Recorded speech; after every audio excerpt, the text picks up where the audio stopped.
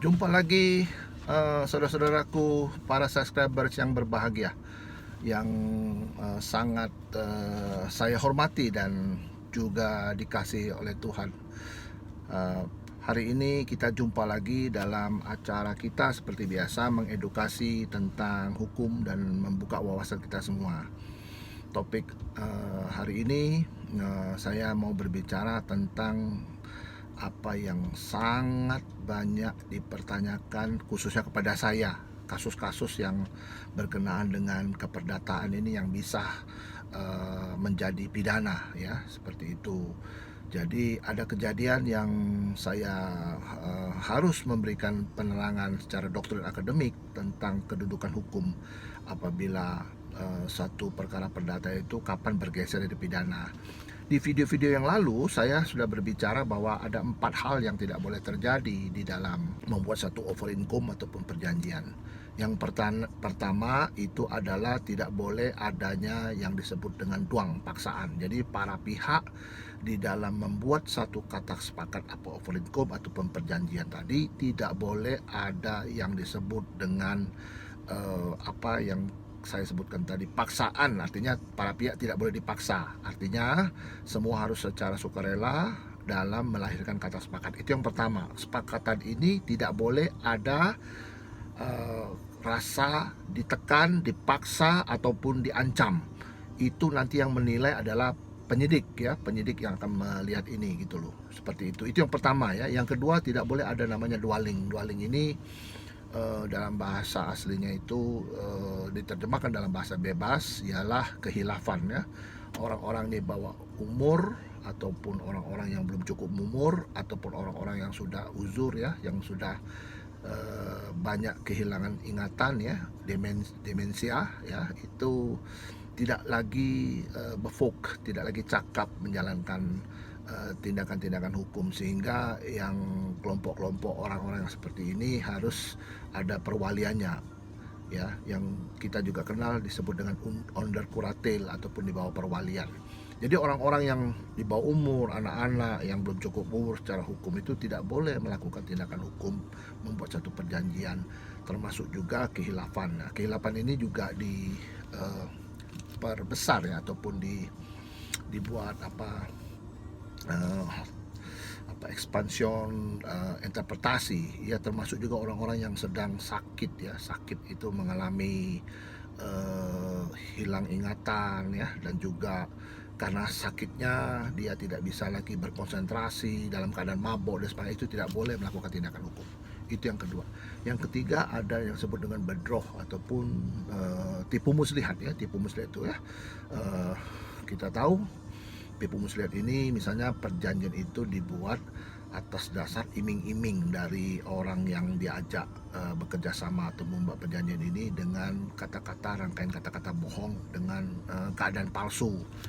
Sebagai contoh, saya kasih contoh yang konkret. Misalnya contoh, kalau saya mengajak saudara itu bekerja sama membangun pabrik, ya, ataupun ya bekerja sama apapun lah namanya itu. Saya contoh membangun pabrik, ya, saya bilang itu tanah punya saya. Ternyata setelah bapak memberikan kepada saya uang sebagian investasi itu, ternyata uang itu saya pakai untuk keperluan pribadi dan tanah itu bukan punya saya. Nah, itu namanya bedroh. Itu bukan perdata, itu pidana, seperti itu.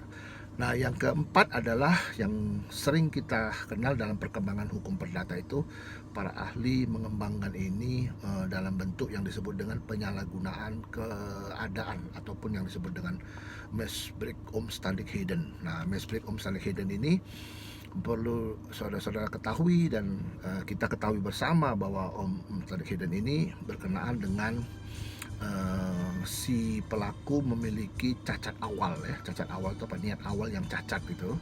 Voorkemen, niat jahat, ya, untuk mengelabui orang ini. Contoh dalam satu perjanjian itu misalnya karena orang tuanya yang membuat perjanjian itu meninggal dunia, karena perjanjian bisa diturunkan, ya, terus lantas dia tidak mau membayar. Itu bukan uang prestasi, itu adalah misbreak omstandigheden, artinya adanya penyalahgunaan keadaan.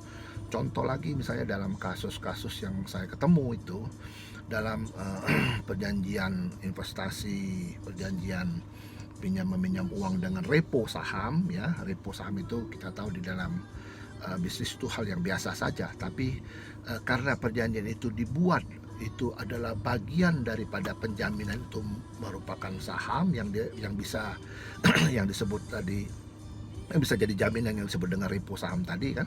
Apabila saham tersebut katakanlah terdelusi, bukan terdelusi ya, frozen ya, dibekukan oleh pasar modal ya, dari BEJ itu, tidak berarti yang bersangkutan melepas tangan ya, karena tidak ada kaitannya sama sekali itu dengan adanya saham-saham yang tadi terbekukan ataupun dicabut sehingga tidak bernilai. Tidak ada sama sekali kaitannya dengan perjanjian. Perjanjian ini harus dia penuhi.